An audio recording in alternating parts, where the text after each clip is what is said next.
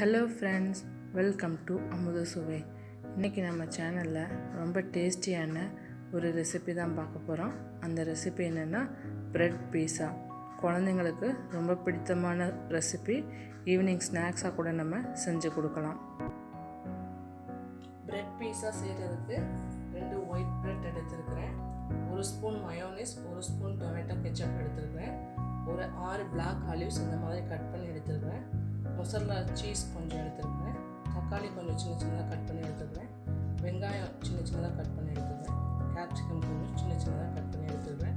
இப்போ எப்படி செய்கிறதுன்னு நம்ம பார்க்கலாம்.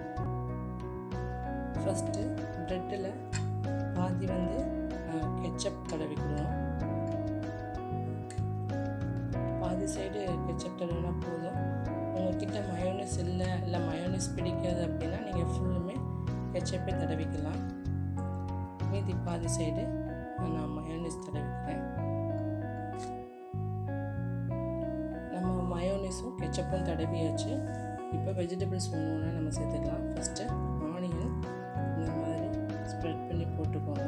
எல்லா பிளேஸ்லேயும் 2 பிரெட்லேயுமே நான் போட்டுக்கிறேன். அதுக்கப்புறமா டொமேட்டோ போட்டுக்கிறேன்.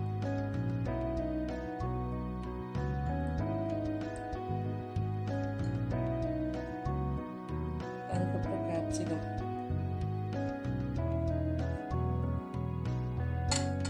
2 பிரெட்லேயுமே கேப்சிகம் போட்டுக்குவோம். குழந்தைங்களுக்கு இது ரொம்ப பிடிக்கும். நம்ம நிறைய காசு கொடுத்து பீஸா வாங்குறதுக்கு ஈஸியாக ப்ரெட்டு வாங்கினோம்னா முடிஞ்சு போச்சு. ஆலிவ் சேர்த்துக்கிறேன். இது அதே நம்ம பீஸா ஹட்டு இல்லை டோமினோஸ் பீஸாவில் வாங்குகிற சேம் டேஸ்ட்டு தான் இருக்கும். நீங்கள் இதுக்கு பதில் சப்பாத்தி மாவு, அது மாதிரி சப்பாத்தி மாவில் கூட மேலே இப்படி வச்சு சுட்டு எடுத்து கொடுக்கலாம். குழந்தைங்க ரொம்ப விரும்பி சாப்பிடுவாங்க. ஸ்கூலுக்கு லஞ்ச் பாக்ஸுக்கு செஞ்சு கொடுக்கலாம், ஸ்நாக்ஸுக்கு செஞ்சு கொடுக்கலாம். இப்போ இது மேலே மொசரல்லா சீஸ் எல்லா பக்கமும் ஸ்ப்ரெட் ஆகுற மாதிரி போட்டுக்கிடுவோம்.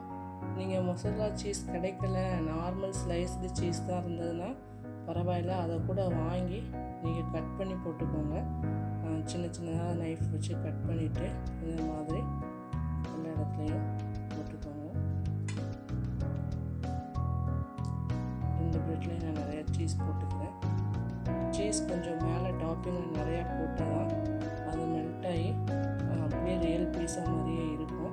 இந்த சீஸ் தான் நம்மளுக்கு பீஸாவோட ஒரிஜினல் ஃப்ளேவரை கொடுக்குது. இப்போ இதை நம்ம ஒரு தவாவில் வச்சு டோஸ்ட் பண்ணி எடுக்கணும். வாங்க பார்க்கலாம். ஸ்டவ்வில் ஒரு தவா வச்சுருக்கிறேன். தவாவில் கொஞ்சமாக பட்டர் அப்ளை பண்ணியிருக்கிறேன். தவா சூடானதும் நம்ம பீஸா ரெடி பண்ணி வச்சுருக்கோம் ப்ரெட்டு, அதை வச்சுக்கணும். ஒன்றா வச்சுக்கோங்க. பெரிய தவாவாக இருந்ததுன்னா 2 வச்சுக்கோங்க. இப்போ ஃபுல் சிம்லேயே வச்சுருவோம். சிம்மில் வச்சுட்டு இதை இப்போ நான் மூடி வச்சுக்கிறேன்.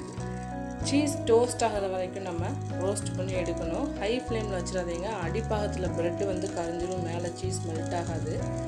அதனால் இந்த மாதிரி மூடி வச்சுக்கோங்க, சிம்மில் வச்சுக்கோங்க. இப்போ மெல்ட் ஆகிற வரைக்கும் நம்ம டோஸ்ட் பண்ணிடுவோம். தவாவில் வச்சு ஒரு 2 நிமிஷம் ஆனவுடனே இந்த சீஸ்லாம் லைட்டாக மெல்ட் ஆக ஆரம்பிக்குது. அந்த டைமில் ஒரு தோசை கரண்டி வச்சு இந்த மாதிரி ப்ரெஸ் பண்ணிக்கோங்க. அப்போ நம்ம சீஸு வெஜிடபிள்ஸ் எல்லாம் ப்ரெட்டுக்குள்ளே கொஞ்சம் ப்ரெஸ்ஸாக இருக்கும், அது நல்லாயிருக்கும். இப்போ சீஸ் மெல்ட் ஆக ஆரம்பிச்சிருச்சு. நல்லா மெல்ட் ஆகட்டும். சீஸ் மெல்ட் ஆக ஆரம்பிச்சிருச்சு. நம்மளுக்கு ப்ரெட் பீஸா ரெடி. நம்ம ஆஃப் பண்ணிவிட்டு எடுத்துக்கிடுவோம். ஸ்டவ் ஆஃப் பண்ணிவிட்டு இம்மீடியட்டாக வேறு பிளேட்டுக்கு மாற்றிடுங்க. இப்போ நம்மளுக்கு ப்ரெட் பீஸா ரெடி. இதே மாதிரி இன்னொரு பீஸாவையும் நம்ம டோஸ்ட் பண்ணி எடுத்துக்கலாம். இந்த ரெசிபி உங்கள் எல்லாருக்கும் பிடிச்சிருக்குன்னு நினைக்கிறேன். நாளைக்கு வேறு ஒரு ரெசிபியில் பார்ப்போம். அமுத சுவை பாருங்கள். தினம் தினம் சுவையாக சாப்பிடுங்க. தேங்க்யூ.